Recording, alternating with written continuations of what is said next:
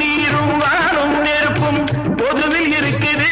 மனிதன் காலில் பட்ட பூமி மட்டும் பிரித்து கிடக்குது. பிரித்து வைத்து பார்ப்பதெல்லாம் மனித இதயமே, பிரித்து வைத்து பார்ப்பதெல்லாம் மனித இதயமே.